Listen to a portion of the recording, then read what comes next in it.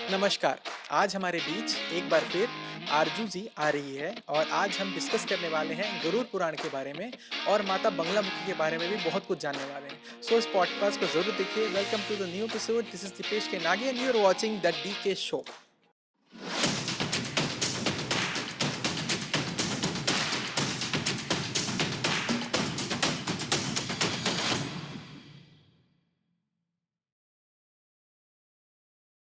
Hello Aarzoo ji, welcome to the DK show.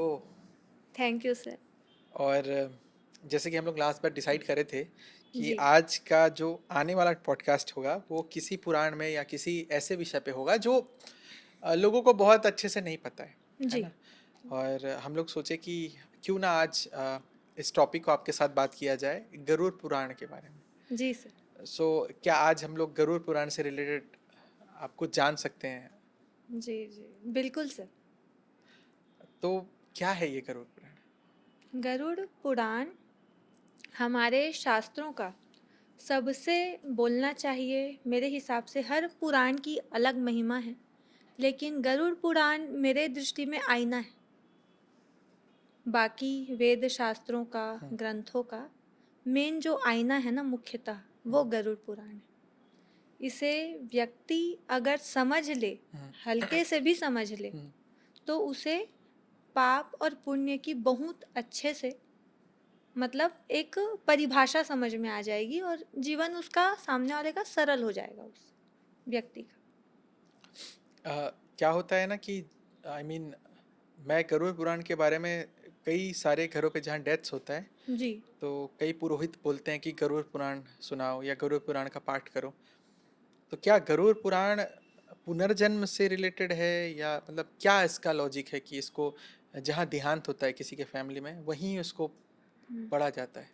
हाँ। सबसे पहले तो मैं आपसे ये कहना चाहूँगी सर, और शायद आप भी मेरी बात से सहमत होंगे जब मैं ये बोलूँ कि ये जो सिस्टम है हमारी सोसाइटी का, हम्म, ये भी गलत है कि मरने के बाद गरुड़ पुराण वो ग्रंथ है जिसमें हर चीज़ मनुष्य को इतनी बारीकी से बता दी जाती है कि तुम्हारे ये पाप का वहाँ वो दंड होगा, अच्छा। तुम्हारे ये लालच का वो दंड होगा, हम्म, पर स्त्री का, पर पुरुष का ये। तो लोग अगर इसे जीते जी समझ ले तो शायद वो नर्क जाने से ही बच जाए। बच जाए। मतलब हमारा सिस्टम ऐसा है ना कि घर में रखने से भी लोग थोड़ा सा डरते हैं। कतराते हैं कि मतलब उसे गलत समझते हैं कि कोई मर जाएगा। यदि हम इवन गरुड़ पुराण के बारे में बात करने से लोग हिचकिचाते हैं। हम्म, हमारे इंडियन फैमिलीज में आपको ही पता है ऐसा होता है, लेकिन उसे जीते जी अध्ययन करना चाहिए हम्म, मेरे हिसाब से। और मरने के बाद इसलिए किया जाता है, जहाँ तक मुझे समझ में आता है सर, कि व्यक्ति जब मरता है ना, उसने ऐसे कई कर्म कुकर्म किए होते हैं जिसके बारे में उनके परिवार वालों को पता भी नहीं होता। तो जब मर जाता है व्यक्ति तो उनके कुल गोत्र के, उनके वंशज उनके निमित्त जो कार्य करते हैं, दान करते हैं, पुण्य करते हैं, उसकी वजह से थोड़ा बहुत व्यक्ति मोक्ष मिल जाए, इसकी उसके घर वाले मतलब कामना करते हैं हम्म, कि इनसे जाने अनजाने जो भी भूल हुई हो, पाप हुए हो, तो हम उनके निमित्त दान कर रहे हैं, पुण्य कर रहे हैं, या ब्राह्मण को भोजन आदि करवा रहे हैं, हम्म। तो इनकी आत्मा को मुक्ति मिले। तो इसलिए गरुड़ पुराण का पाठ करवाया जाता है व्यक्ति के देहांत के बाद। गरुड़ पुराण में एक्चुअली होता क्या है? मतलब क्या ये रिलेशन ऐसा कुछ पिछले जन्म से या आने वाले होने वाले नए जन्म से रिलेटेड है या क्या है उसमें? जी, इसमें होता क्या है, जब हम मर जाते हैं तो ऐसा लोग कहते हैं कि आत्मा तुरंत शरीर छोड़ देती है। हम्म, छोड़ देती है, सही बात है, लेकिन 13 दिन तक वो अपने घर में रहती है। हम्म, 13 दिन में वो घर में रहती है। तो गरुड़ पुराण को करवाने का निमित्त ये रहता है सर, कि वो ईश्वर का नाम मरने के बाद भी सूक्ष्म रूप में सुन सकती है, हम्म, और अपने द्वारा, अपने निमित्त किए जाने वाले कार्यों को अपने परिवार वालों के माध्यम से वो देख सकती है। हम्म, मैं एक आपको इसका एक रियल किस्सा बता रही हूँ, जो मुझे जब समझ आया था गरुड़ पुराण की इतनी महिमा कैसे है। हमारे गांव में ना, हम लोग के पड़ोस में वर्मा लोग रहते हैं, घर के बगल की बात है। हम्म, तो एक दादी जो हैं वो ख़त्म हो गई, और उनका ना एक नियम था कि वो पौने, मतलब 4:30 बजे गाय आती है गांव में, मतलब चर के वापस नहीं आती है। तो उनको घड़ी वड़ी का तो नहीं पता था, लेकिन वो बनाती थी चाय सबके लिए सिगड़ी में। मतलब 12-13 लोग की उनकी फैमिली थी। कभी कभी हम भी जाते थे, हमें भी पिलाती थी। वो दादी हमारे घर के बगल में रहती। तो जब वो ख़त्म हुई ना, गरुड़ पुराण जब उनके नाम से चलता था, तो हम बच्चे थे, तो उनकी जो उनके बच्चे हमारे भी फ्रेंड्स थे, तो हम भी चले जाते थे और सुनने। क्योंकि मैं शुरू से थोड़ा सा, मेरे को अच्छा लगता है कुछ जहाँ से नॉलेज थोड़ा मिल जाए, तो मैं बैठ के मैं भी सुना करती थी। आप यकीन नहीं करेंगे, जैसे 4:30 4:15 4 बजता था ना, और वो पंडित जी आते थे, अपने आप ना चाय की खुशबू आती थी उनके घर में। उसके बाद ना गरुड़ पुराण करते करते पंडित जी बोलते थे, चाय वाय बनाओ भाई, चाय वाय बनाओ, चाय का समय हो गया, का चाय वाय बनाओ। तो फिर वो बनाती थी चाची और सबको बांटती थी, पंडित जी को भी, हमें भी। एक दिन यकायक क्या घटना हुई, उनकी ना जो छोटी चाची थी, अचानक ना उन्होंने बुलाया, मतलब और भी रिश्तेदार थे उन्हें, किचन में। तो किचन से खुशबू आ रही थी चाय की, जबकि वहाँ चाय था ही नहीं। अच्छा। वहाँ चाय नहीं था, लेकिन खुशबू तो पहले लगा उनको भ्रम है। तो पंडित जी ने बताया कि भले आत्मा 13 दिन तक दिखाई नहीं देती, लेकिन वो घर में ही रहती है और वो अपने पुराने जीवन को छोड़ना नहीं चाहती। मतलब उस आत्मा के में सर इतनी पावर होती है पिंडदान के पहले तक, कि वो सीन ऐसा क्रिएट, हाँ, कर सकती है। चीज़ों को छू नहीं सकती, लेकिन वो आभास करवा देती है। तो उन्होंने बहुत अच्छे से बताया था। तो मुझे वो याद है कि 13 दिन तक, मतलब वो, और ये हर जगह अलग अलग होता है सर। कई लोग 7 दिन तक करवाते हैं, कई लोग 9वें दिन तक करवाते हैं 10 गायत्री के पहले, और कई कास्ट में पूरे 13 दिन करवाते हैं। हमारे घर तो 13 दिन पूरा है ना। और कई जगह, जैसे मेरी एक आध फ्रेंड है, साहू है, उन लोग 7 दिन बस। लेकिन मोस्टली मेरे को जितना अपने घर में समझ आता है, 13 दिन होता ही है, पूरे 13 दिन तक। तो इसका पुनर्जन्म से ये रिलेशन है सर, कि आपके परिजन जो आपके निमित्त दान पुण्य आदि करेंगे, या गरुड़ पुराण की कथा करवाएंगे, या ब्राह्मणों को जितना यथाशक्ति बहुत अच्छे से भोग तर्पण करेंगे ना, आपके लिए नाम जप करवाएंगे, तो उससे आपको अच्छे कुल में जन्म मिलेगा और आप बहुत बड़ी प्रॉब्लम से बच जाओगे। और गरुड़ पुराण में क्या बोलते हैं, वो दान करी जाती, गैया, गाय दान इसलिए करी जाती है। हाँ, गोदान वो इसलिए करा जाता है सर, क्योंकि ना एक वैतरणी नदी करके है, जिससे पार करके आत्मा को जाना पड़ता है। जब हम अपना चोला छोड़ देते हैं, हमें आत्मा को पीड़ा हो सकती है अगर यमदूत दे। भले आदमी बोलता है ना कि शरीर नाशवान है, आत्मा तो अमर है। नहीं, आत्मा को भी कष्ट होता है, लेकिन वो अलग लोक में होता है, यमपुरी जाने के रास्ते पर। तो बैतरणी नदी करके ना एक नदी है, ठीक है, उसे ना व्यक्ति पार नहीं कर सकता। तो 13वीं के दिन ब्राह्मण को जो यहाँ हम दान करते हैं ना, हमारे घर वाले, तो हमारी आत्मा उस गाय के पूंछ को पकड़ के वो नदी पार कर सकती है। इसीलिए उनके निमित्त गोदान किया जाता है। अच्छा। हाँ। जैसे आपने बताया कि इसलिए दान करते हैं, हाँ, कि एक अच्छे वंश में, अच्छे कुल में उसका जन्म हो। हाँ। तो मेरा क्वेश्चन ये है कि आत्मा नया शरीर कैसे प्राप्त करता है, अपने कर्म अनुसार। और कर्म कैसे निर्धारित होता है? कर्म निर्धारित ये होता है सर, आप अपने जीवन काल में जितने अच्छे कर्म करेंगे, बुरे कर्म करेंगे, उन्हीं का तो लेखा जोखा ऊपर होता है ना। तो वो अगर देखेंगे, जैसे आपने चिड़ियों को बहुत दाना पानी दिया, तो अगर आपका ऐसा रहा कि आपका पक्षी योनि में भी जाने का रहेगा, लेकिन ईश्वर को यदि लगा कि इसने गौ सेवा की है, इसने पक्षियों को दाना पानी दिया है, या ये इस योग्य है कि इसे फिर से मनुष्य जीवन देना चाहिए, तो उनके हाथ में रहता है कि वो आपको दोबारा मनुष्य जीवन दे सकते हैं। और आपने कितने भी अच्छे कर्म किए, लेकिन अगर आपके जो संस्कार विधि अच्छे से नहीं किया आपके घर वालों ने, वो बहुत उपयोगी विधि होती है हमारे संस्कार में, अंतिम संस्कार। मतलब आपका पूरा जीवन अच्छा है, लेकिन अगर वो अंतिम क्रिया ही बिगड़ गई, रिचुअल्स अच्छे से नहीं हुए, या कई लोग ऐसा होता है ना, जैसे भी कोरोना का टाइम था, तो कहाँ करने देते थे, गवर्नमेंट कई बॉडी देती भी नहीं थी घर में। जो मरीज होते थे उनको नहीं दिया जाता था, जैसे डेड बॉडी है नहीं देते थे। जला देते थे उसको हाँ, तो जला बर्न देते थे। तो उनका बहुत रेयर केस है कि उनका अच्छे से होता ही नहीं था फिर संस्कार। तो घर वालों का मेन रोल ही रहता है आपकी क्रिया को बनाने या बिगाड़ने में। तो जितना अच्छे से आपके घर वाले आपका दाह कर्म संस्कार करते हैं तो ये आपका अगला जीवन भी निर्धारित कहीं ना कहीं हो जाता है। और आत्मा तो सर इतने भूत पिशाच प्रेतादि जिन्न सब भटक रहे हैं। अगर आपके घर वाले, जैसे मेरे को कुछ हो गया, मेरे घर वाले अगर इन्वॉल्व नहीं हुए, मुझे कौन अपनी योनि में ले लेगा। तो इसलिए गरुड़ पुराण का विशेष महत्व है, ताकि आत्मा को भी बांधे ना।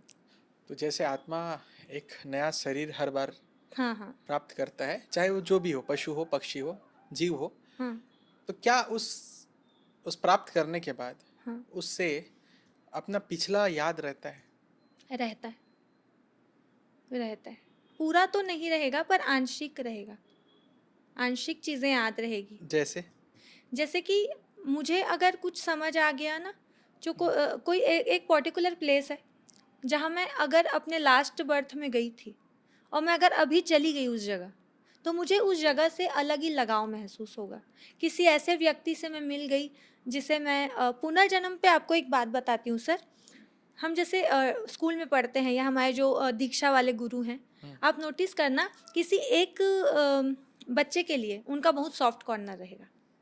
भले उनके लिए सारे बच्चे बराबर हैं पर किसी एक के लिए थोड़ा सा रहेगा। अगर आप एक ज्योतिषाचार्य भी हैं तो कोई एक क्लाइंट के लिए आपका थोड़ा सा, हाँ, आप सॉफ्ट हो जाओगे, है ना, उसके लिए थोड़ा सा हो जाओगे। तो यहाँ पे पास्ट लाइफ कनेक्शन होता है यहाँ पे। और कई बार वो टीचर ना अपने उस स्टूडेंट को बोल भी देंगे, तू तो मेरा बेटा जैसा है, तू तो मेरी बेटी जैसी है। हो सकता है पिछले जीवन में उन लोग पिता पुत्र ही हों, तो उन्हें दोबारा फ्री विल होती है सर। ख़त्म होने के बाद ना हमारे पास ऊपर में एक फ्री विल होती है। हम जिस व्यक्ति से बहुत करीब से जानते हैं या जिसकी चाह, जिसका साथ हमें अच्छा लगता है, वो किसी अलग रूप में हमें अगले जन्म में यहाँ मृत्यु लोक में मिल सकते हैं। एक क्वेश्चन है मेरा इस गरुड़ पुराण से लेके कि इस पुराण को मृत्यु के समय ही क्यों पढ़ा जाता है? आई मीन मृत्यु होने के बाद। ऐसा नॉर्मली जैसे और भी पुराण है हमारे भारत में, और भी जगह पे है, हर धर्म के हर मजहब का अपना एक पुराण है या एक अपना बुक है, जैसे जिसको धर्म बुक बोले जा सकता है या ईश्वरीय बुक कहा जा सकता है। तो गरुड़ पुराण को हम क्यों कभी भी नहीं पढ़ पाते, सिर्फ मृत्यु में ही क्यों पढ़ा जाता है? मैं इस चीज़ का एक हिसाब से खंडन करूंगी कि इसको जीते जी पढ़ना चाहिए। मृत्यु के बाद इसलिए पढ़ते हैं कि मोक्ष मिले आत्मा को, है ना। लेकिन व्यक्ति अगर जीते जी इसे पढ़ ले तो बहुत सारे पाप करने से बच जाए। उसमें लिखा गया है सर, मतलब कुंभी पाकम, है ना, और वैतरणी नदी में क्या क्या कष्ट आत्मा को दिए जाते हैं। तो उसे, उस व्यक्ति को, उसकी आत्मा को सुनाने के लिए पढ़ा जाता है कि वो आत्मा सुनती है ना 13 दिन तक, ताकि अभी भी उसके पास समय है वो ईश्वर से क्षमा मांगे अपने किए की। अच्छा। हाँ, उसके पास फिर भी 13 दिन तक वो टाइम रहता है क्षमा मांगने का, क्योंकि आत्मा की पुकार परमात्मा सुनते हैं। तो वो अगर वो सुन के रियलाइज भी करती है ना आत्मा, और अगर सच्चे दिल से क्षमा मांगती है या उनके निमित्त उनके घर वाले मांगते हैं, तो काफ़ी उनके पाप कर्म हैं जिनसे उन्हें मुक्त कर दिया जाता है। सिर्फ उनके मोक्ष और बोलना चाहिए क्रिया कर्म आदि को देखकर। तो गरुड़ पुराण का जो पाठ है ये कितना दिन तक किया जाता है? मोस्टली 13 दिन। अच्छा, कंटिन्यू 13 दिन? कंटिन्यू, कई जगह, और कई जगह 7 दिन ही करते हैं। कई जगह ना जब 7वें दिन हड्डी ले जाते हैं ना सर, हड्डी अस बोलते हैं, उसके बाद कई लोग नहीं करते। अच्छा, क्यों? कि अब तो आत्मा चली गई, लेकिन मोस्टली वो तो घर वालों के सुनने के लिए रहता है ना। यही तो मिसकंसेप्शन है हमारे यहाँ। उन लोग 7वें दिन के बाद बंद कर देते हैं, कई जगह मैं देखी हूँ, मतलब अदर कास्ट में। लेकिन वो सुनने के लिए हम सब के लिए होता है। मतलब मेरे घर पे वैसा बताते थे कि जब कोई अकाल मृत्यु हो या अनसर्टेन डेथ्स बोलते हैं, हाँ हाँ नॉर्मल डेथ ना हो, हाँ हाँ तो उसके आत्मा को मतलब मुक्ति देने के लिए, शांति प्राप्त होने के लिए गरुड़ पुराण पढ़ा जाता है। हम्म। ऐसा नॉर्मली मेरे घर हर किसी पे नहीं पढ़ते, बट हाँ ऐसा कुछ है जो सडन डेथ या हाँ। अचानक मृत्यु बोलते हैं, हाँ। ऐसे में किया जाता है। अकाल मृत्यु। अकाल मृत्यु पे जी। ऐसा बताया जाता है। जी। सो गरुड़ पुराण का मुख्य उद्देश्य क्या है? मोक्ष, मोक्ष। मुक्ति। मुक्ति मतलब आत्मा की मुक्ति। और ये सिर्फ उस व्यक्ति की नहीं जो खत्म हो चुका है, हम सबके मोक्ष के लिए गरुड़ पुराण तो सर इतना पावरफुल ग्रंथ है कि हम यदि उसे पढ़ ले, उसका एक एक चैप्टर भी यदि हम एक एक दिन निकाल के पढ़े, या हम लोग बोलना चाहिए उसके बारे में चर्चा भी करें ना, हमारा जीवन शैली बदल जाएगा। उसमें ईश्वर की महत्ता को बताया गया है। हाँ, उसमें ये बताया गया है कि आप इस लोक में तो अपने पाप से बच सकते हैं, पर वहाँ कोई ऊपरी सत्ता है जहाँ आपके पाप पुण्य का लेखा जोखा होगा, और उस हिसाब से आपको दूसरा जन्म दिया जाएगा। और उसमें ये बताया गया है सर, हम बोलते हैं ना प्रारब्ध नहीं बदल सकते, प्रारब्ध आप देखना, जैसे मेरा 5 तारीख को मैं जन्म मेरा हुआ है, अब मैं यहाँ हुई हूँ, जैसे मेरी ये लाइफ स्टाइल है, पर वही 5 तारीख में पैदा हुई बच्ची सड़क पे भी हो सकती है, वही 5 तारीख की बच्ची बंगले में भी हो सकती है, एक ही दिन में एक ही टाइम पे। How is it possible? कर्म, पास्ट लाइफ का कर्म आपका डिसाइड करता है कि आपको कौन सा माहौल जीना है, आप क्या क्या अचीव कर सकते हो लाइफ में, आप कहाँ कहाँ जा सकते हो, कि आप रोड पे रहोगे, कि आप घर के अंदर रहोगे, कि आप बंगले में रहोगे। मतलब हम सोचते हैं ना, इतना छोटा सा बच्चा था, पैदा होते ही मर गया, मतलब ऐसा भी होता है कि कंसीव किया और बेबी मिसकैरेज हो गया। तो ये हर चीज़ उसमें बहुत बारीकी से बताई गई है सर गरुड़ पुराण में, कि कई बार लोग अपने प्रारब्ध काटने दोबारा जन्म लेते हैं। जैसे मैं आपके घर, अगर मैं पिछले जन्म में वो रही, मुनिम रही, वर्कर रही, कुछ भी रही, है ना, तो आपको ऐसा रहेगा ना कि ये बड़ी अच्छी लड़की है, ये बड़ी प्यारी है, मुझे अच्छी लगती है, मैं आपकी बेटी बन के भी आ सकती हूँ, मैं आपकी बहन बन के आ सकती हूँ, मैं आपकी दोस्त बन के आ सकती हूँ, और आप मेरे को देखोगे तो आपको लगेगा मैं इसको जानता था। कोई ना कोई रिश्ता अपने आप डेवलप हो जाता है, अपनापन। तो प्रारब्ध काटने भी भगवान दोबारा भेजते हैं, तो उसमें प्रारब्ध को बहुत अच्छे से बताया गया गरुड़ पुराण। आप पूरा पढ़े हो गरुड़ पुराण? मैं सुनी हूँ, सुने हो मेरे दादाजी से। हाँ, तो गरुड़ पुराण और जो भगवान विष्णु के बीच कुछ है क्या, मतलब कुछ संवाद हुआ था, आपको पता है उसके बारे में? उसमें जब देवर्षि नारद जी हमेशा उनसे प्रश्न करते थे कि जैसे कि ना बहुत पाप कर्म इत्यादि, उन्होंने एक बार पूछा था श्री हरि से, नारायण से, कि आप तो पालन करता हो और ऋषि मुनि तपस्या कर रहे होते हैं, और जो ना हिरण्याक्ष करके जो बोलना चाहिए हिरण्यकश्यप का भाई, तो वो उठा के वो और उसके सैनिक लोग ना मारने लगते हैं, है ना। तो उन्होंने बहुत अच्छे तरीके से देवर्षि नारद जी को समझाया, पाप करने की भी छूट है, कर्म पुण्य करने की भी छूट है मनुष्य को, मैं कुछ नहीं बोलता, लेकिन हाँ मृत्यु के बाद मुझे हिसाब देना पड़ता है। तुम्हारे पास फ्री विल है, तुम अच्छा करो बुरा करो, लेकिन भुगतने के लिए भी तैयार रहना।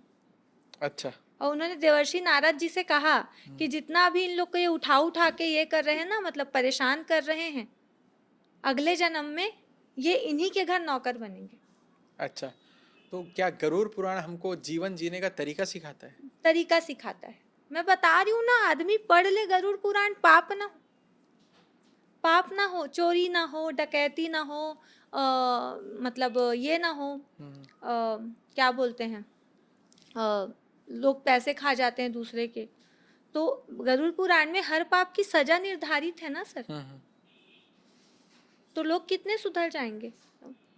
क्या जैसे गरुड़ पुराण में बताया गया है कि तुम ऐसा गलत कर्म करोगे तो ऐसा नरक में मिलेगा, या अच्छा करोगे तो स्वर्ग मिलेगा, तो क्या आप इसमें विश्वास करते हो कि स्वर्ग और नरक जैसा कोई चीज होता है? मैं करती हूँ, मैं पुनर्जन्म पे विश्वास करती हूँ, लेकिन मैं ये भी मानती हूँ कि स्वर्ग और नरक यही है। मैं ये मानती हूँ। आपके आज का निर्णय ना सर आपके कल का भविष्य है। सही है। मैं आज आपके पास हूँ, मैं सोची थी इसलिए हूँ। अगर मैं ये सोचती मैं कहाँ, तो फिर मैं कहाँ आ ही नहीं पाती। हाँ, आप ये जो तो है, चाहोगे किस्मत आपको परोसती है। परोसती है, लेकिन चाहना ज़रूरी है उसके लिए। चाहना ज़रूरी है उस चीज़ इसका को। मैनिफेस्टेशन आजकल बहुत चल रहा है। हाँ, हाँ, हाँ। और मैनिफेस्टेशन का अब आप पूछ लिए तो मैं बचपन का एक किस्सा बता रही हूँ आपको, हुँ। अगर हमारा ये डिस्टर्ब ना हो, नहीं, नहीं, बताइए, है बताइए। ना? हाँ। जैसे हम लोग का घर आधा कच्ची आधा पक्की है, हुँ, ठीक है? तो मेरी मम्मी ना, तो मेरी बहन अच्छी है, वो काम-वाम में हेल्प करती है। मैं थोड़ी शुरू से वो टाइप की हूँ कि मैं नहीं ये छूने-वूने वाला करूँगी, हुँ, कि मतलब वो चूने-वूने वाला छुई वाला मैं नहीं करूँगी। तो मैं बोली मम्मी मैं खाना बना दूँगी और ये वाला मैं नहीं करूँगी काम। हुँ, हुँ, तो मम्मी मेरे को बोलती थी अ, टेका-वेका चली गई तो टेका में भी हमारे रिलेटिव्स रहते हैं, मतलब शादी होके हाँ, हाँ, हाँ। कि सरोना चली गई कि कहीं चली गई तो वहाँ करना पड़ेगा। तो मैं बड़े कॉन्फिडेंस से पता नहीं कैसे मेरी मम्मी को बोलती थी कि मैं नहीं जाऊँगी उधर, देखना मैं रायपुर में ही जाऊँगी, अब मैं ऐसे वाले घर में नहीं जाऊँगी, मैं अच्छे घर में जाऊँगी। और ये मैं हमेशा बोलती थी और वो हुआ। तो वो आपके मुँह का कहा लगता है, तो अपने बारे में तो कम से कम अच्छा ही बोलो। जिसका मैं बताता हूँ, जिसका राहु अगर 11वें घर पे है, अच्छा, वो लोग जो बोलते हैं वो होता है। और जिसका केतु अगर कुंडली के 11वें घर पे है, अच्छा, वो लोग जो लिखते हैं वो सच होता है। अच्छा। ये फैक्ट है। मेरी एक फ्रेंड हाँ, है ना? मैं हाँ, उसका नाम नहीं ले रही हूँ, बट उसकी ना बहन है हाँ। और उसके जो हस्बैंड है वो डॉक्टर है। हुँ, किसी अच्छी खासी क्लिनिक है, सेज बहार के आसपास। तो वो लड़की उनके साथ काम करती थी, फिर उन्हें लगा कि कास्ट भी सेम है तो चलो शादी कर लेते हैं, हुँ, ऐसा टाइप का, है ना? तो मेरी फ्रेंड है इंदू करके, तो मेरे से डिस्कस की कुछ-कुछ हुँ, कि आरज़ू ऐसा-ऐसा है, उसकी बात चल रही है। मैं बोली चल बढ़िया। अपन क्या है ना सर, लड़का डॉक्टर है तो अपन ज़्यादा एक्सपेक्ट कर लेते हैं उसकी सोच कैसी होगी। कोई टीचर है हुँ, लड़का, उसके लिए उसके घर लड़की के घर वाले क्या एक्सपेक्ट करेंगे, बहुत सुलझा हुआ, मतलब वो इंसान की कमी बता रही हूँ मैं आपको। हुँ। हमें नहीं पता वो बाई नेचर कैसा है, लेकिन कैसा हमें है? लगता है वो डॉक्टर है, टीचर है, इंजीनियर है तो अच्छा ही है, उसका हुँ, सोच बहुत अच्छा होगा। तो वो बोला शादी वादी फिक्स हो गई, देखना ताकना सब हो गया, हुँ, सब हो गया ठीक है। उसके बाद ना मेरे को बोली कि तेरे को सगाई से पहले बुलाऊंगी हुँ, अपने घर, क्योंकि मेरी बहुत खास फ्रेंड है वो, हुँ, पाटन के आसपास उसका गांव है। तो मैं बोले बुला कैसे नहीं रही है, तो बोलती है कैंसिल हो गया आरज़ू, नहीं हो रहा है शादी। मैं बोली क्यों नहीं हो रहा है शादी, तो बोली कि वो जो लड़का था डॉक्टर था वो बोला कि अब तो तुम आराम करना घर पे, हाँ, तो मैं चाहता हूँ तुम घर संभालो। तो वो लड़की बोली, और वो पैसे के लिए नहीं कमाती थी सर, वो पैशन उसको अच्छा लगता था कि सैलरी आ रही है और हुँ, मेरे को किसी से मांगना नहीं पड़ रहा है। एक होता है ना जब हुँ, आपको पैसा पकड़ने का आदत हो जाता है ना, हुँ, आपको लाइफस्टाइल बहुत अच्छी लगती है, लड़कियों का बता रही हूँ ठीक है।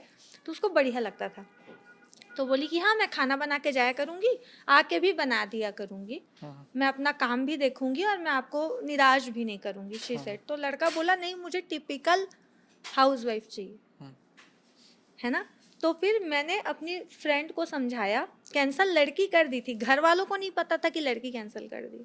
हुँ, तो मैंने अपनी फ्रेंड को समझाया, अगर उसके अंदर से बात आ रही है, आवाज़ आ रही है ना कि मुझे यहाँ शादी नहीं करनी, तो फोर्स मत कर। एक अच्छा इंसान रहेगा ना सर, वो अच्छा पति भी बनेगा, अच्छा पिता भी बनेगा, अच्छा बेटा भी बनेगा, अच्छा भाई भी बनेगा। और जिसकी सोच ही खराब है, वो कोई रिश्ता ढंग से नहीं निभाते। नहीं निभा। और ये भी बताना चाहूँगी ना कि हर पढ़ा लिखा व्यक्ति शिक्षित नहीं रहता। बात आपके घर सत्य है। का स्तर डिसाइड करता है, आपके माँ-बाप, आपके दादा-दादी की परवरिश डिसाइड करती है, आपके सोचने समझने की शक्ति कैसी है। और आपको पता है वो डॉक्टर था, उसके क्या वर्ड्स थे मेरी फ्रेंड की सिस्टर के लिए कि मम्मी भी तो नहीं करती जॉब। तो मैं बोली ये कभी कदर नहीं करेगा, क्योंकि अपने माँ की कदर होते हुए देखा ही नहीं है ये औरतों की व्यक्ति। रिस्पेक्ट ही नहीं है इन द सेंस। हाँ, हाँ, देखा ही नहीं है वातावरण। तो अपनी पत्नी को भी माँ जैसे ही रखना चाहेगा ना कि तुम घर में ही संभालो हुँ, और 3 बार तुम बस चाय ही बनाओ। और वो ये बोलता था तुम घर में रहो, मैं तुम्हें हर तरह की छूट दूँगा। मैं बोली वो उसको क्या छूट देगा कि गोभी की सब्जी बनेगी कि भिंडी की? जॉब तुम छुड़वा रहे हो, तुम ये बोल रहे हो मैं छूट दूँगा, तो तुम उसको किस तरह की फ्रीडम देना कढ़ी चाह रहे हो? बनेगा कि दाल बनेगा? हाँ, दाल बनेगा कि वो तुमको फ्रीडम है कि तुमको 2 टाइम सब्ज़ी बनाना है कि तुमको 1 टाइम सब्ज़ी बनाना है, कि खुद से बनाना है कि मम्मा से पूछ के बनाना है। मैं बोली मत कर वहाँ शादी। और मैं उसको ना एकदम सटीक लाइन बोली, जब वो उसकी बहन मेरे से रोते-रोते बात की, मैं बोली श्री हरि ने कहा है महाभारत में, गरुड़ पुराण में, कि आज का आपका फैसला ही आपके कल का भविष्य निर्धारण करता है। प्रतिपल प्रति क्षण भविष्य बदल सकता है सर, यदि आपका दृढ़ संकल्प हो ना। मैं मानता हूँ, पर्सनली मैं मानता हूँ और हमेशा बोलता भी हूँ सबको, हाँ, कि 3 काल होते हैं, भूतकाल, भविष्य, वर्तमान काल। वर्तमान काल। तो वर्तमान बनाने का सबसे बेस्ट तरीका ये होता है, जो हमने भूतकाल में किया है उससे हमको सीख मिलता है, सीख मिले। हाँ। करना है कि नहीं करना है, जी जी क्या गलत है क्या सही है। जी। अगर हम इसको ध्यान पे रखें और अपना क्या बोलते हैं, भूत भविष्य वर्तमान, वर्तमान को अच्छा करें, हाँ, तो भविष्य ऑटोमेटिकली अच्छा बनता है। ऑटोमेटिक अच्छा हो जाएगा।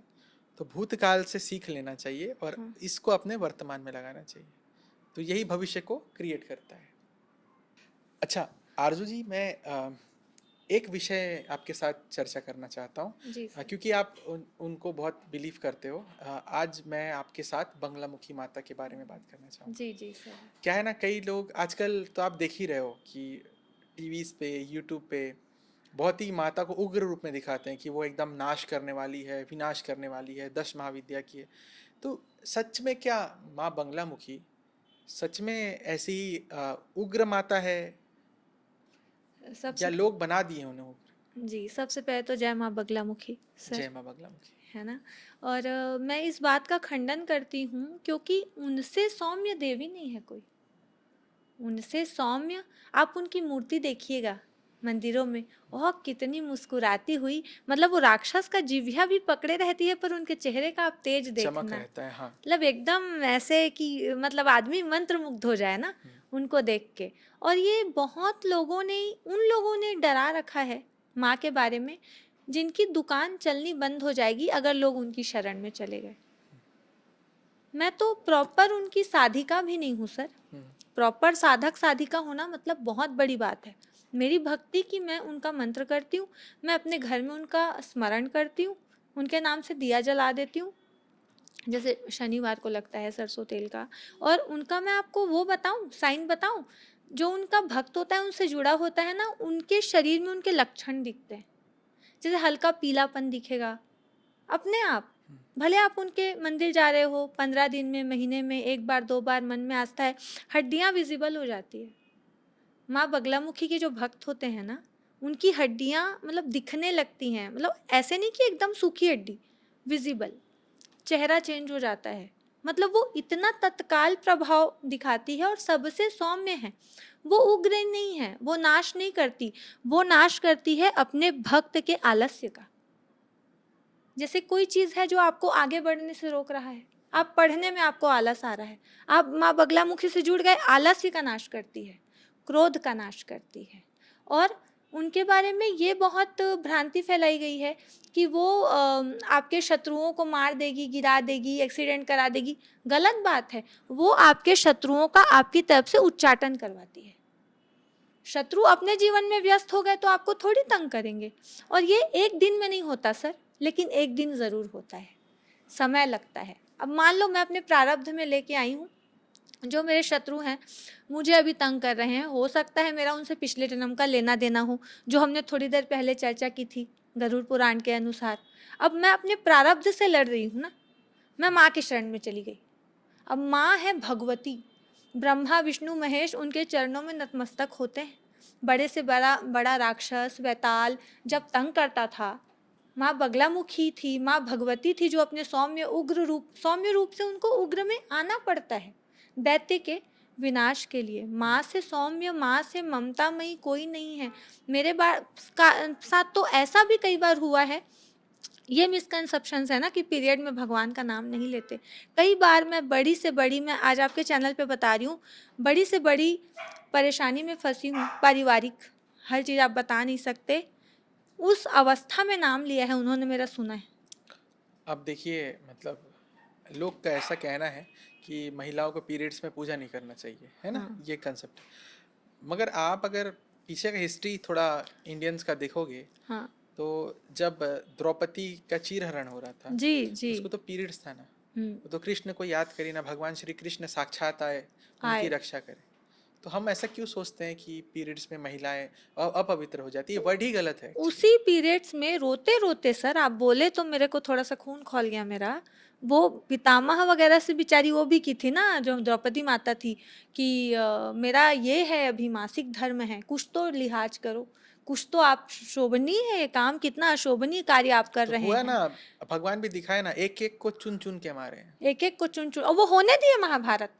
वो तो उसी दिन ठान लिए जिस दिन उनकी सखी का ये गर्भ, अपमान हुआ। वो दिन उसी दिन ठान लिए कि अब निपटा डालूंगा सबको, एक को नहीं छोड़ूंगा, सबको मृत्यु तक पहुंचाऊंगा। और महाभारत आप बोले तो मैं ये बता रही हूँ, अगर आप कृष्ण भक्त हो तो आप डरपोक नहीं हो सकते। बिल्कुल नहीं हो सकते। वो ऐसे हैं, आर होगा या और तो सच पार बोलो, होगा। सच्चे हिंदू ये छूत अछूत के नहीं मानते, जाल में नहीं फंसना चाहिए, ये नहीं है ही नहीं मानते। ऐसा कोई चीज। हमारे तो बाके बिहारी उन दिनों में भी सुनते हैं सर। मतलब ये है कि ये जो भी ये जो भी रूल्स बना हुआ था, वो समय के हिसाब से सुरक्षा के लिए बना हुआ था, ना कि किसी महिला को चोट पहुंचाने के लिए। हाँ, आराम के वो लिए। समय टाइल्स नहीं था, मिट्टी का हाँ, घर हुआ करता था, मंदिर घर पे नहीं होता था, बाहर पहाड़ों के ऊपर स्थान पे कि ये होता था। आराम करे। तो वो उस जंगल का रास्ता होता था, तो कई सारे जानवर होते हैं, जैसे भेड़िए होते हैं, 5-5 किलोमीटर तक ब्लड को सूंघ के आ जाते हैं, तो हाँ, महिलाओं को खतरा होता था। ये सब कारण से बोलते हैं तुम एक ही जगह में रहो, क्योंकि तुम सुरक्षित रहो। जान का मान का भय अब होता था। इसको एक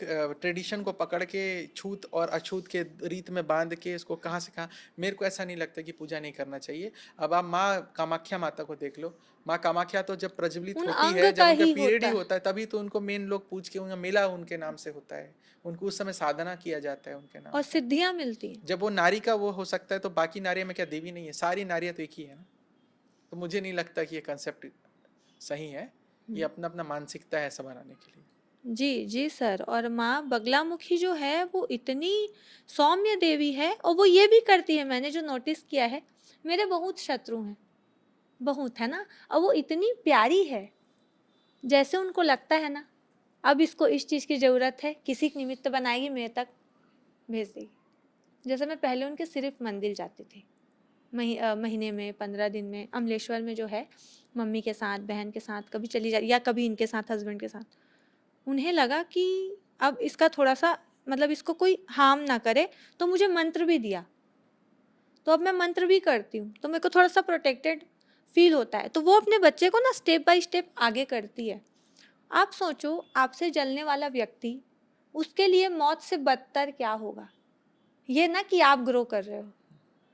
तो वो ये करती है, वो अपने बच्चे को उस शिखर तक पहुंचा देती है कि एक समय पे नीचा दिखाने वाले उसको देख के मन मसोसे कि हमने इससे संबंध क्यों खराब किया। वो उनका एक्सीडेंट वगैरह करवा रही है, कुछ वो भ्रांति है, और ये उन लोगों ने फैलाया है जिनकी दुकान चलती है तंत्र के नाम पे। तंत्र होता है सर, मैं मानती हूँ, लेकिन तंत्र को ना एकदम लोगों ने बिजनेस बना लिया है, जिसका मैं विरोध करती हूँ, है ना। हमारे घर पे क्या है, माँ दुर्गा का हमेशा से पूजा होता है। जी। तो हमको ये सिखाया जाता है कि इसमें सब देवी देवता हैं। हाँ। तो माँ दुर्गा भी एक ऐसे ही है, अगर सिर्फ उनको भी पूजोगे ना, पूजना छोड़ो, मंत्र छोड़ो, उनका 32 नाम होता है। जी। उस 32 नाम को अगर आप हर दिन उच्चारण करते हो, दुनिया का कोई ताकत तुम्हारा कुछ नहीं बिगाड़ सकता। वो भय खत्म कर देती है, डर खत्म हो जाएगा इंसान का, हाँ, किसी से डर नहीं लगेगा, निर्भय। निर्भय हो जाएगा। निर्भय। तो ये चीज़ निर्भय। मैं अपने जीवन में पाया कि हाँ, देवी आराधना करने से ये भी होता है। जी, और एक चीज़ मैं और आपको बताना चाहूँगी सर, मैं बड़े फंक्शन का तो नहीं बोलती। अभी ना मैं सदा सुहागन मेरी चाची करवाई थी, तो मेरे को बुलाई थी। 7 सुहागन बैठा के जो पूजा करवाते हैं, तो उसमें कहानी में निकला था, तो मैं सुनी थी कि ना लंगूरे महाराज होते हैं, काल भैरव, लाल भैरव दोनों, तो जो माँ खाती है ना, वही वो भी खाते हैं, ग्रहण करते हैं। तो उसमें लिखा था कि लंगूरे महाराज भूखे-भूखे चले गए माँ दुर्गा के लोग, अवसान देवी के, जो सुहाग की देवी है। तो उन्होंने कहा कि मुझसे खाना क्यों मांग रहे हो? वहाँ नहीं खाए क्या, ग्रहण नहीं किए क्या? क्योंकि माँ के नाम से भी वही लेके आते हैं। तो लंगूरे महाराज जो थे ना, हम्म। लाल भैरव, काल भैरव, वो हम्म। दोनों अवसान देवी के धाम चले गए कि हमें भूख लगी है माँ, खाना दो। हम्म। तो उन्होंने कहा अभी तुम लोग पूजा में गए थे ना, तो ऐसे ही आ गए बिना खाए। तो उन्होंने कहा कि खाना तो बहुत स्वादिष्ट था, मतलब खुशबू आ रही थी, पर हमने खाया नहीं। तो उन्होंने कहा क्यों नहीं खाया? तो उन्होंने कहा कि दासियों के हाथ थे, रानी का हाथ नहीं था। तो अच्छा। माँ जो थी ना, वो थोड़ी सी आई भी क्रोध में कि मेरे बच्चे ऐसे ही आ गए, और फल उनको उसको मिलता कैसे फिर रानी को? रानी तो अपने सुहाग के निमित्त पूजा करवाई थी ना, 7 सुहागनों। उसके बाद वो गई उनके घर रूप बदल के। तो और वो भले बुढ़िया थी, लेकिन वो चमक चेहरे में देवी का रूप थी, माँ अवसान देवी। तो बोली भिक्षा दो, भिक्षा दो। तो वो राजा जो थे वो बाहर आए और वो बोले भले ये मांगने आई है, लेकिन मेरा मन नहीं मान रहा है कि ये मांगने वाली है ये अम्मा। तो अपनी पत्नी को बुलाया, महारानी को। तो फिर बोले कि पैर छुओ, मुझे लग रहा है ये सिर्फ कोई मतलब साधारण बुजुर्ग माता नहीं है करके। तो वो आई बाहर, बाहर आई तो बोली कि क्या खाएंगे आप? तो वो ऐसे ना ताली बजा के मंगवाने लगी, जैसे मंगवाते हैं ना राजा रानी लोग दासियों से। तो वो उन्होंने ऐसे कर दिया हाथ, बोली मैं तभी खाऊंगी जब रसोई में जाके तुम पकाओगी, तभी मैं खाऊंगी और तभी तुमको फल मिलेगा। अब उनको थोड़ा सा खटका कि अभी आ रही है फल वल कैसे। उनके साथ में 2 लंगूर भी थे, मतलब लाल भैरव काल भैरव उनके साथ में थे। तो जब वो गई, उन्होंने इंतजार किया, पूरा उन्होंने बनाया, तब उन्होंने ग्रहण किया, तब जाके वो महारानी की जो मन्नत थी वो पूरी हुई। तो ये मैं आपके चैनल के माध्यम से लोगों को बोलना चाहूँगी, ठीक है आपके पास बहुत पैसा है, भगवान की दया से सब कुछ है, लेकिन अगर आप पूजा पाठ का ऐसा सुहाग का कोई काम करवा रहे हो, दिवाली के दिन खीर, तो ये आप कम से कम खीर है, पूरी है, ये तो खुद बनाना चाहिए। जब गृहिणी का हाथ लगता है ना, तभी देवी देवता उसको ग्रहण करते हैं। और शादियों में तो ये पॉसिबल नहीं है, तो उसमें हम एक चीज कर सकते हैं, घर में शादी हो रही है तो घर की जो गृहिणी है, जैसे लड़के की माँ हो गई, भाभी हो गई, एक बार कम से कम बनने के बाद छू ले। क्योंकि शादियों में भी सर मातृका पूजन वगैरह में भगवान के लिए पहले निकलता है, तो ग्रहण ही नहीं करेंगे। और आजकल आप देखना मोस्टली ना शादियों में दिक्कत आती है, इसका एक कारण ये भी तो हो सकता है ना, ग्रहण ही नहीं कर रहे हैं भगवान। तुमने बनाया, तुमने भोग लगाया, पर बनाया तो हलवाई ने है ना, कैसे हो ग्रह शांति और कैसे मिले अच्छा अच्छा फल? ये तो है सच। ये मिसकंसेप्शन है, ये छोटी छोटी बातों पे लोग चूकते हैं, जो लोगों को सोचना चाहिए। रात में वो होती है शादी। जैसे आप एक ये जो टॉपिक निकाले ना, एक छोटा सा चीज मेरे मन में आया जी कि भगवान विष्णु से रिलेटेड है। जी कई लोग भगवान को जो भी भोग लगाते हैं तुलसी डाल के लगाते हैं, हाँ है ना। और पूरे मेरे हिसाब से 90% पूरे घरों पे ये सोच होगा, भगवान को भोग लगा रहे हो तो तुलसी डाल के ही वो एक्सेप्ट करेंगे। हाँ ठीक है करेंगे, लेकिन जब तुम लक्ष्मी नारायण का पूजा करोगे ना, नहीं लगा तो तुलसी डाल के भोग कभी नहीं लगाना चाहिए। हाँ क्योंकि लक्ष्मी तुलसी का भोग कभी नहीं लेगी, हाँ है ना। क्योंकि नारायण क्या है, वो उनके भी हस्बैंड हस्बैंड है, तो वो तुलसी भोग नहीं लेना चाहिए। अब लोग समझते नहीं है, वो बिठा दिए घर पे तुलसी लक्ष्मी नारायण और बोलेंगे कि तुलसी का भोग, तो कैसे बोले। और दिवाली के प्रसाद में तभी लड्डू गोपाल के पास भी तुलसी का पत्ता नहीं रहता, क्योंकि देव कोई भी पत्नी ये कैसे एक्सेप्ट करेगी सर? एक्चुअली तुलसी मैं नहीं मानता कि डालना चाहिए। हाँ पता नहीं किसने ये लीक डाला है हाँ कि भगवान तुलसी बिना खाते नहीं है। नहीं, इसका एक्चुअल रीजन क्या है सर? जो लोग एकादशी के व्रत करते हैं ना, वो लोग बिना तुलसी पत्ता के। अब कई लोग तो इतने मूर्ख हैं, मैं आपको क्या बोलूं। करवा चौथ का जो व्रत होता है संकष्टी का, लक्ष्मी गणेश का मेन व्रत है वो। अष्ट लक्ष्मी के पुत्र हैं, अष्ट विनायक गणपति बप्पा। और जैसे गौरी गणेश का कॉन्सेप्ट है ना, वैसे ही माँ लक्ष्मी भी गणेश जी के बिना अधूरी है। बिना, हाँ लक्ष्मी गणेश एक्चुअली हाँ, साथ आप में रहते देखना, हैं। देखिए हमारे पूजा कमरे में आप लक्ष्मी गणेश मिलेगी सामने। हाँ अगर गणेश जी रखे हो तो, क्योंकि एक धन की देवी है, एक बुद्धि के दाता है, तो दोनों का कॉम्बिनेशन है, तभी आपका व्यापार अच्छे से तो चलेगा। तभी वो साथ में रहेंगे, तभी धन भी आता नहीं है तो और धन रुकता है है। तो वो इधर उधर जाएगा। हाँ, नहीं तो रुकेगा तो नहीं। गणेश जी है जो आपके लक्ष्मी को संभाल के रखते स्टोर हैं, करते हैं। स्टोर करते एक हैं। प्रकार से लोग कुबेर बोल देते हैं, लेकिन कुबेर का मेन जो पोजीशन है वो भगवान गणेश और संभालते ऐसा हैं। है, आज बहुत बड़ा मैं आपको ये यहाँ पे सीक्रेट बताने जा रही हूँ। लक्ष्मी माँ है, उनकी माँ है गणेश जी की। अगर लक्ष्मी को रोकना है अपने घर में, तो लक्ष्मी गणेश जी की एक साथ पूजा करो, माँ बच्चे को छोड़ के कहीं नहीं जाती। जाएगी, बोली है ना, मैं तो मतलब माता पार्वती को बोलती है, आपका बेटा को मैं अपना बेटा जैसे रखूंगी, हाँ हाँ। मेरे साथ ही रहेगा, मेरे ही वहां अब पर। आप रोज लक्ष्मी गणेश में भोग लगा रहे हो, हाँ। अंगूर लगा रहे हो, मिश्री लगा रहे हो, कैसे जाएगी आपके घर से? उनका बेटा है वहां, नहीं लाड। और भगवान सिर्फ भाव देखते हैं सर। भाव देखते। आप उनको ना एक ना चावल में भी रिझा सकते हो। अगर आप बोलोगे मेरे पास कुछ नहीं है चढ़ाने को, आप ये बोल दोगे ना उनके मंदिर में जाके, मैं एकदम थका हारा हूँ, ये मैं ही छूँ तेरा, मेरे एक रख ले, वो पिघल गए, ये तो खुद को मेरे को अर्पण कर दिया, कुछ नहीं है इसके पास। मैं तो यही बोलती हूँ, कई बार जब मैं बहुत फ्रस्ट्रेट होती हूँ, मैं मंदिर जाके बोलती हूँ मेरे सिवा कोई नहीं है और मैं अपने आप को ही आपको अर्पण कर रही हूँ। अब आप देख लो, मेरी भक्ति आपकी है, मैं स्वयं आपकी हूँ, मेरी आत्मा आपकी है, आप जैसे चलाओगे मैं चलूँगी। तो फिर वो अपने आप कोई चमत्कार होता और है। बात और नहीं नहीं, वो बात सच है, जब हमसे चीजें हैंडल नहीं हो पाती है ना, तो छोड़ देना चाहिए ऊपर वाले के ऊपर, वो सब जी संभाल लेते हैं। जी। अब इतना ही बोल दो कि प्रभु हो गया, मैं थक गया, आप देख ले, तेरे को जैसा संभालना है, वो कैसी ना कैसी करके तुम्हें उस मतलब दुविधा से बचा ही लेगा। जी सर, ये तो है। आजकल शादियां हो रही हैं 10 बजे, आप बताओ कौन से देवी देवता 11 बजे 11:30 बजे रात में भूत पिशाच के समय पे आपका वो लेंगे? सूर्य नारायण के उपस्थिति में होना बिल्कुल चाहिए। बिल्कुल, सूरज के सामने ही शादी होना चाहिए। सूर्य के सामने कोई भी नक्षत्र और ग्रह दिशा या मुहूर्त देखने का जरूरत नहीं है। जब तक नारायण सामने है, सूर्य सूर्य नारायण, नारायण, हाँ। जब तक नारायण सामने है, कोई भी मुहूर्त खराब नहीं है, आप जी कभी भी कर सकते हो। जी जी। मुहूर्त तब देखा जाता है जब एकदम आधी रात हो, पूरे भूत पिशाच सब घूमते रहे, तो एक समय निकालते कब वह शांत होगा, तब हम लोग पूजा करेंगे। हमेशा मैं परेशान होती थी और मेरी ना एक फ्रेंड तो नहीं बोलूँगी, मेरे साथ एक लड़की पढ़ती थी, तो वो ना हमारे ही घर आई थी। और पहले मैं स्कूल कॉलेज भी जाओ ना तो आप साइकिलिंग करो, तो धूप में आप जा रहे हो, फिर डस्ट है, फिर पाहंदा से हम अमलेश्वर तक जाते थे, फिर वहाँ से ऑटो में, तो बहुत आदमी उतना टेक केयर अपना नहीं कर पाता। और मैं एकदम एवरेज लुकिंग थी, अभी भी हूँ, उस समय और एकदम।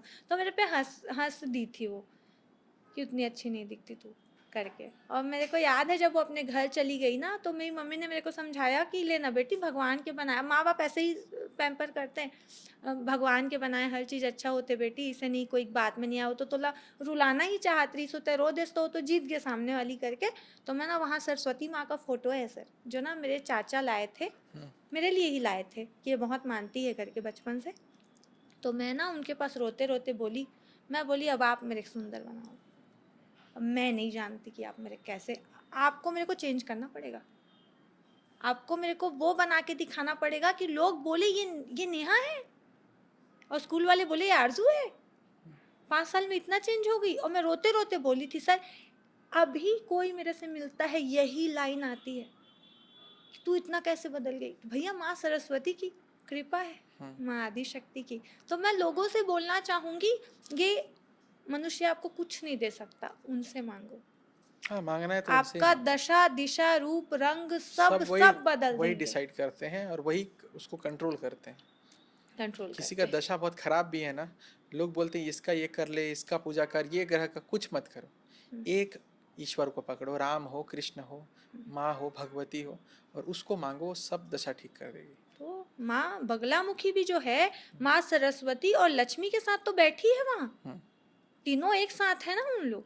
तो माँ सरस्वती न सर सौम्य है, वो हर देवी के साथ रहती है ताकि उनको कंट्रोल कर सके, क्योंकि सिर्फ गुस्से गुस्से से जिंदगी नहीं चलती, सिर्फ सीधेपन से नहीं चलती। इंसान के अंदर हर गुण होने चाहिए सामने, और किसी को अपना वो रंग दिखाओ जो वो डिजर्व करता है। जैसे भाषा में तुमसे प्रश्न करे, उसी भाषा में उत्तर दो सामने वाले को, बात खत्म, यही है। सो आरजू जी, बहुत अच्छा लगा इस बार फिर एक नया टॉपिक में बात करके, गरुड़ पुराण, और एक रियल रहस्य जो हमारे भारत में कई लोगों के पास होके भी उनको समझ ही नहीं आया है। और मैं आशा करूँगा कि हम लोग और भी पॉडकास्ट इसी विषय में करें। जी। और बहुत अच्छा लगा आप फिर से एक बार हमें द डीके शो को अपना वक्त दिए और यहाँ आए। So thank you so much. Thank you sir, thank you so much. Thank you. Thanks for inviting.